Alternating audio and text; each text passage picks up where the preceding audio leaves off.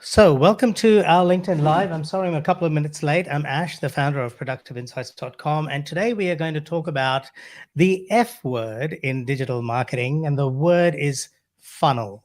So, why has the F word become such a taboo in the digital marketing space?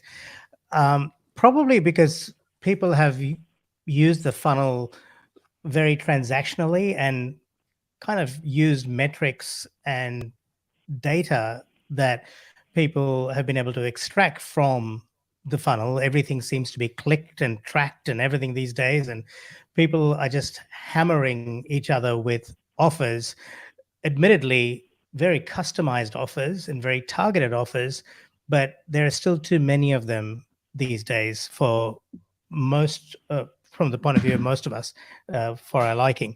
So I want to talk about that today with two of our panelists, Andre and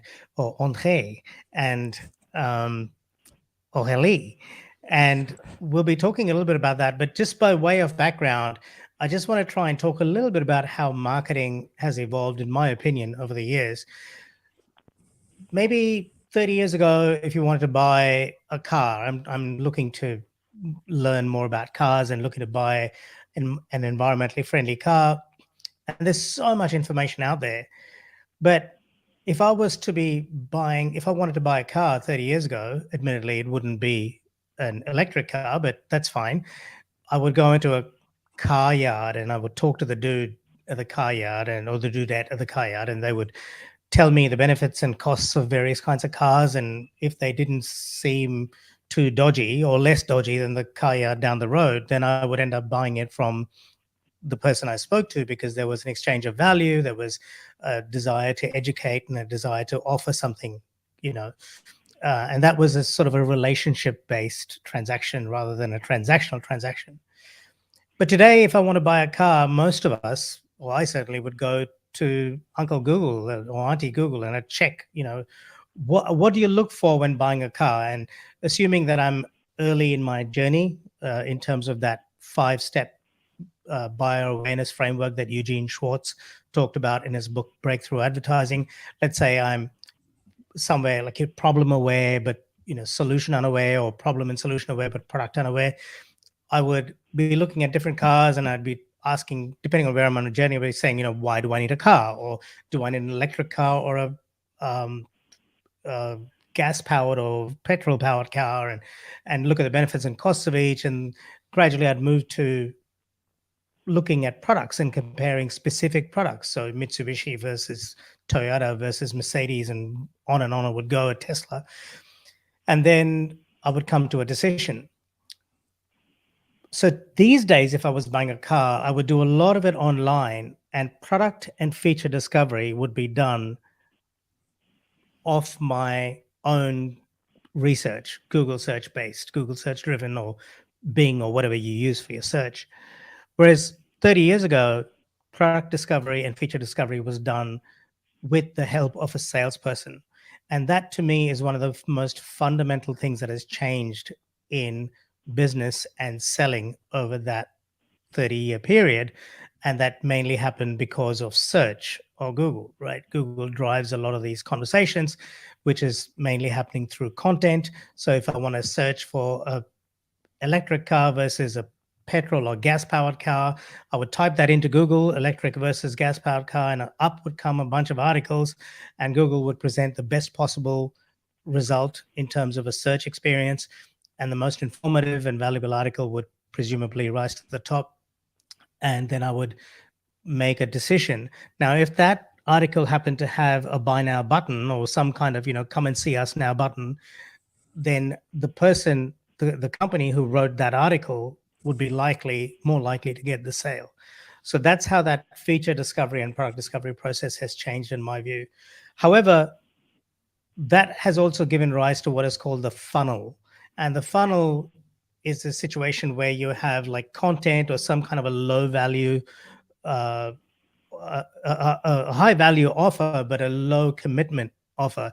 And that can be the commitment of time or money. So the person pays a small amount of money for getting a cheat sheet or how to find your car, um, I don't know, mind map or something like that. And then that leads them to the next level in the funnel and so on and so forth. And as you go lower in the funnel, you have the higher value transactions where people typically pay more cash and they get the product in exchange. But along the way in that funnel, what we've seen happen is a lot of tracking these days. And there's a lot of bombardment of information happening along that way.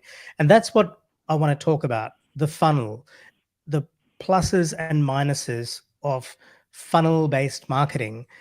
Is it good for us? Has it driven to us to a very transactional environment?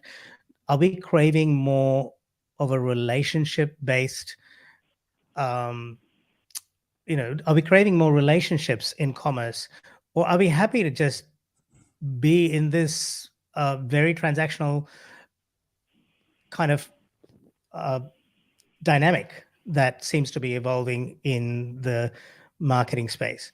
So I would love to throw it to Andre to open the discussion on what his views are on the funnel, and then we'll go to Orally. Mm. Andre, over to you, buddy.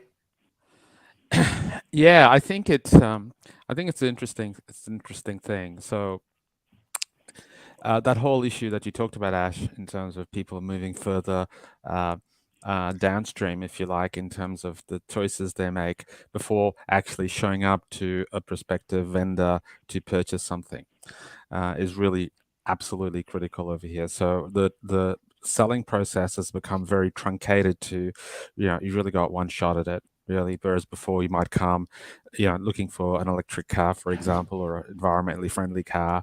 In the old days, you might go and you find a salesperson and you might look at it in the showroom and then you come back and go for a test drive, maybe, and then you negotiate the price. So there may be several interactions along the way. Now, just because you can do a lot of that up front, you got one shot at it when you're front, face to face with a salesperson or the vendor, so to speak, to really convince you. The fact I still believe there is a human factor which is really critical that comes into it. If you think about another process, recruiting or hiring people in a company, why is it that we still need to do the interview? If in a perfect world you can get all the information, and we know that the interview is actually from a reliability point of view highly unreliable, right? The ability to look at someone in the eye and make a great decision is about 50-50 at best.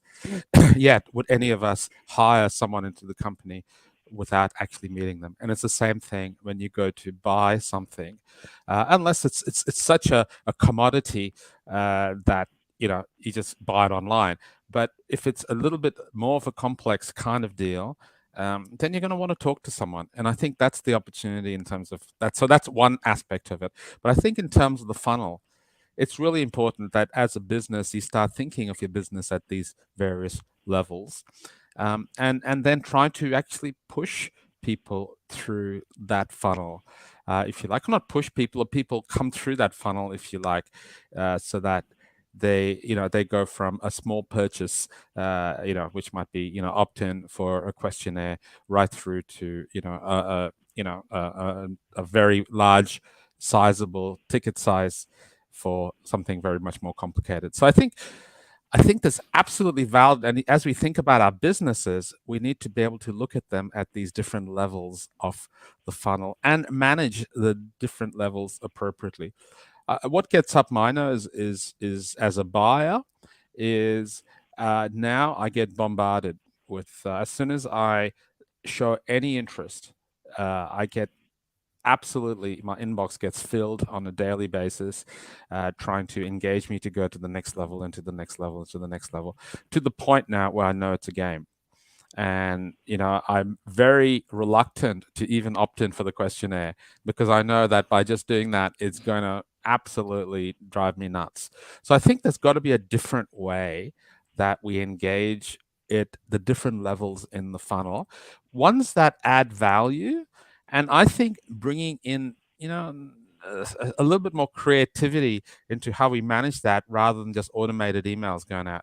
or automated contact things, which just keep pushing. And there's absolutely no relationship at all in it, even though it's written in my name and stuff like that. I know after you know going through this painful experience so often, it's not there. I switch off quite often. Mm. That's So, my view. Andre, Yeah. I'm interested to hear. I love that you said creativity, right?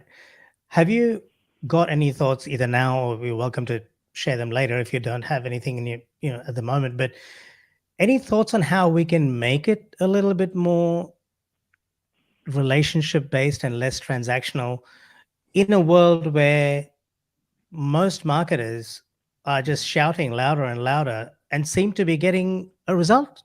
It seems to be Mm, working for a small majority, I understand, but they're incentivized to behave in the way that incentives drive behavior, right? So it's obviously mm, working, which is why they're doing it.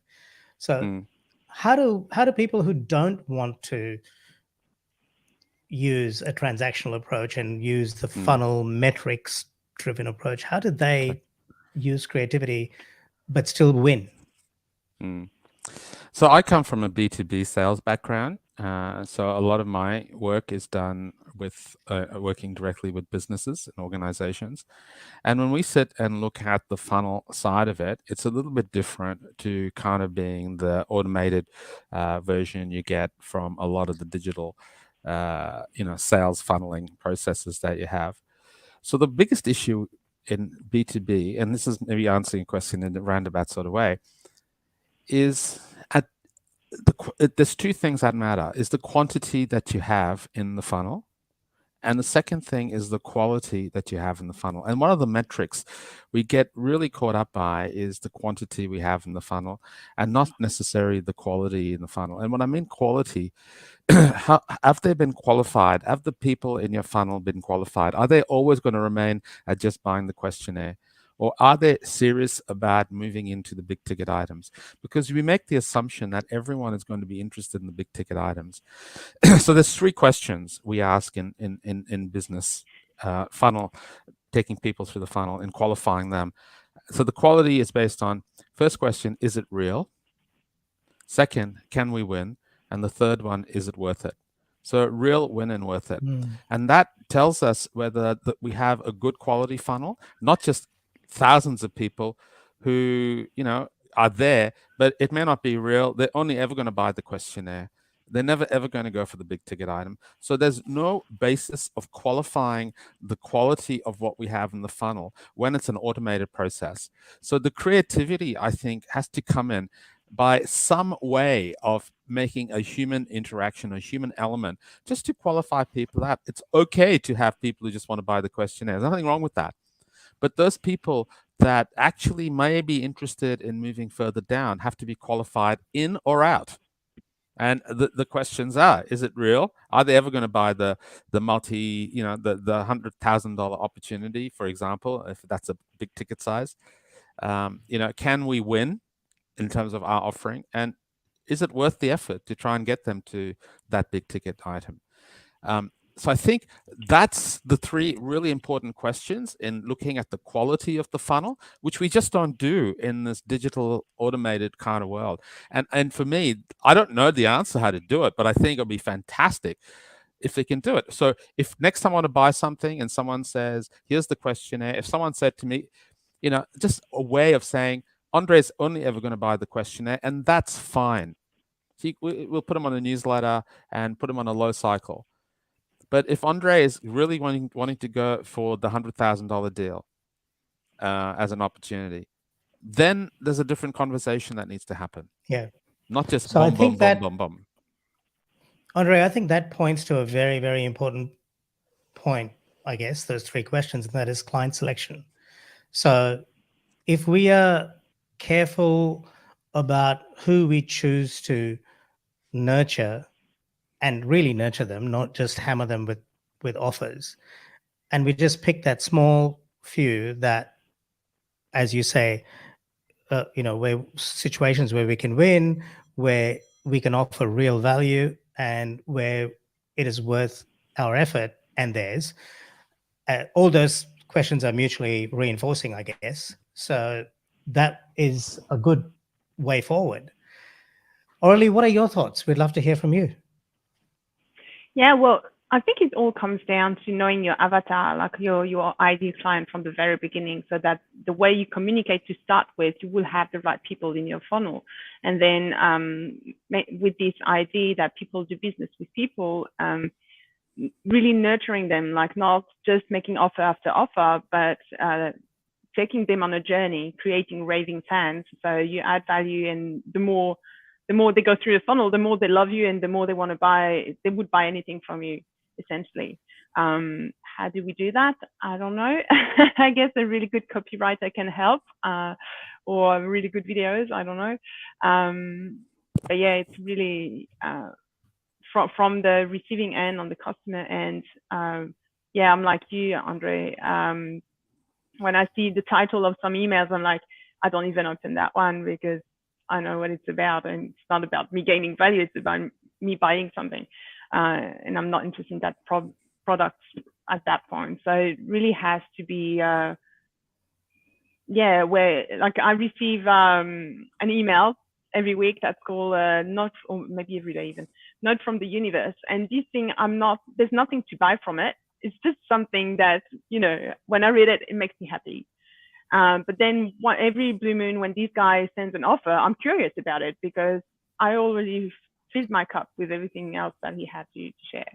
So I think that a big part of the funnel should be like, not just the offers, because then it becomes really transactional, but really thinking of who's my ideal client, what value can they gain even when I'm not selling. And then when I sell, they're like, oh yeah, I'm on board already. You made another important point, Orly, and that is you said that they send you stuff that makes you feel good, but every now and then they send you an offer which you're interested in. And I don't know what it is now, but I remember one time reading something like no more than every seventh email should have an offer in it, and the rest of it should be, value, value, value. And then you had some version of that in what's his name, Gary Vaynerchuk's book, Jab, Jab, Jab, Jab, Right Hook, or something like that. A really good podcast episode that I would recommend listening to or watching, even if you can, is the one with I hope I got this number right, with David Meerman Scott on how to create raving fans. And you can access that at productiveinsights.com/215.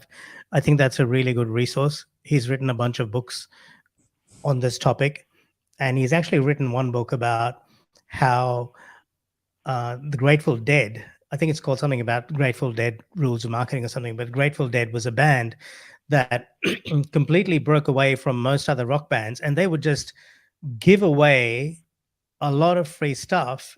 Um, and or maybe it was the concerts that they would do for free or something like that. And they just built this absolutely insane following, and they, if I'm not mistaken, I don't know if they were around when the Beatles were around, but they were still able to build a following, and I'm pretty sure they're around to this day, and they've got a following that is like, I mean, raving fans, right? And that's very much an example of a relationship based approach to to building. What they did was a movement, but I don't see why you couldn't do it in more commercial pursuits as well. You could argue that Apple, at least when Jobs was around, created a bit of a movement. um, would love to know, you were nodding your head, Andre, are you a Grateful Dead fan? I am, and Jerry Garcia died a long time ago. And Yeah. they were from the San Francisco Ashbury area, which was good. So yes, I think there's different ways that going to have to look at this. We're getting it's interesting just listening to what Aurelie saying, because I am also a subscriber to the Universe Talks, Notes from the Oh, Universe, wow. and I love it. And it's the only thing I don't delete. I actually keep all their emails going back probably 3 years, Aurelie, 3 years, and they're all different. Um, And there's something about my interest that comes through. So why is it that I hang on to the Universe Talks, which is I get, as Aurelie said, Ash, you get an email addressed to you every day, a little bit inspiring, addressed to you, talking about something. It's funny and it's usual and it's a little bit different. There's something about it that captures me, and I've always been curious as to why I don't delete those. Why do I look at it? And one of the things is that it's personalized. It's even though it's not just the name. I was just going to say that. They ask a series of questions when you first sign up. There's probably about 6 questions they ask. What are you looking at? What do you want to think? What they kind of qualify you.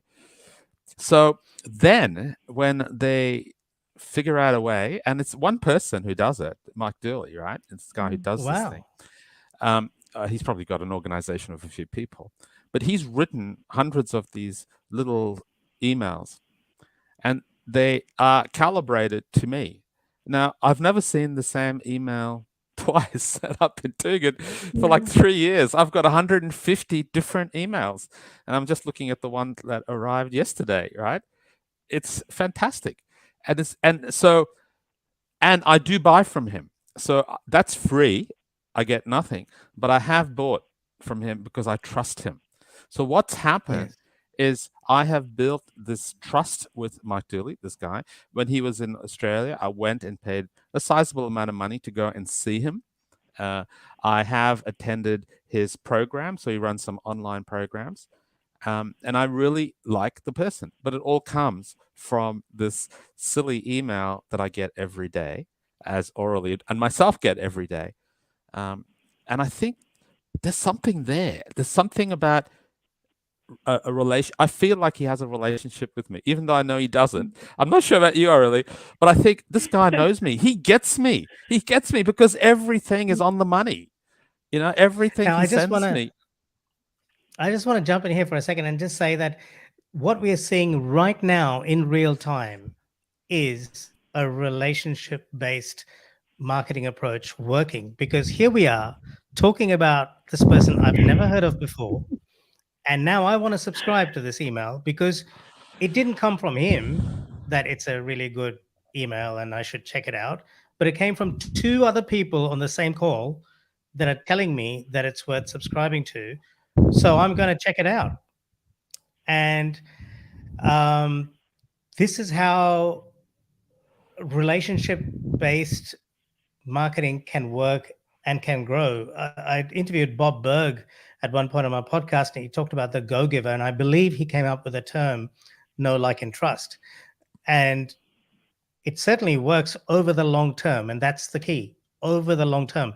This is not something that happens overnight. It takes time.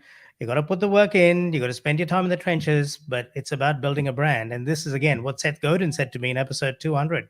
Find the smallest possible audience, deliver an outstanding experience, and maybe they'll tell their friends. Maybe they'll tell their friends. You can't make them tell their friends, but if you do a good enough job, maybe they will. And if they're not telling their friends, maybe you need to do a better job. I don't know. Aurelie, thoughts? Yes, and they're gone. By the way, what's it called? Yeah, I want to put the thing in the banner. What's the thing called? The Universe Talks. The Universe Talks. TUT. And if you subscribe to it, you get this. The Universe Talks. The Universe Talks, and it's sent to you from the universe, right? So it's like the universe talking to you. Yeah. Okay. So did I get this right? Is this it? The Universe Talks? Yes, it is. Yeah. Okay. Cool. Thank you. Sorry. So Aurelie, back to you. So most of the lists I'm in were actually referred by friends. So just because of that, the credibility level of those people or those lists or those people I've checked out is way higher. And I think that, I've never subscribed to, well, no, never say never. I don't think I've subscribed to too many funnels where I never heard of them through someone or through some program or something. Unless like there's a burning quiz that I can't resist, but I unsubscribe the minute after. most of the list I'm in or the newsletter I received were referred by someone. So it shows that, yeah, the technology and the funnels have the use and can help, like, on one side, but it's still the human factor that drives the people first towards any others. Yeah. And I think especially if you've got a human-based business where the delivery of your service is, there's a human being delivering the service, I think we need to, put more of that human factor into the funnel management process, somehow, some way. And it's $1 million question. If I knew the answer, I'd be doing it. But I think it's getting to the point where I'm switching off more than switching on. I'm opting out much more, and I'm deleting emails without even reading them because it's become such an overcrowded, manipulative space that my level of trust is very low. And I look at things with skepticism now. And it's like a lot of these platforms that have this really good place or community or place that you feel like you can go to, and then all of a sudden it goes. So I think there's got to be a way we can increase or enhance the trust into the digital funnel method, and it's almost like digital and trust oxymorons. Yes. It kind of does it go together? How can you make it go together? How can you make a digital platform or a digital process enhance your trust? So yeah, I think that's the $1 million question, because that's going to certainly put me in a better buying cycle. It would definitely help me click. And Aurelie, you're absolutely right. If I know someone or someone refers someone, I'm gonna, referral is probably the biggest lever I have right now. Even if I go on a Google search, I am so skeptical about clicking on things which I don't know anything about, just because of all the of all the privacy and hacking issues that we've had recently. More and more so, if I can't trust it, I don't do it. Now, you used a very important word, the C word, community. And I think that really drives referrals and trust. So that's what we are trying to do here at Productive Insights. And it's a long game. It's not something that happens overnight. But hopefully, when you foster a community and you nurture a community, it builds a brand that lasts, and a brand that lasts the vicissitudes of short-term changes in business. But it requires patience, and it requires dedication and a lot of resilience. So we should be wrapping up pretty soon. Our audience would love to know more about what you do, who you help, and how they can find out more about you, Andre, and then you, Aurelie. Okay. Well, our business is very much the human business, right? So our focus is on looking at getting people to show up as the best version of themselves. That sounds very lofty. What we do is we work on this notion of presence: executive presence, sales presence, personal presence, leadership presence, whatever flavor it comes in. But really, our focus is very niche. We believe that we can teach people to show up with more power and more impact than they have by teaching them some very, very specific skills. And the skills we teach people are the skills that actors learn when they go an acting school. It's all about human communication. How do you, and it's not just talking outward, it's also looking within yourself.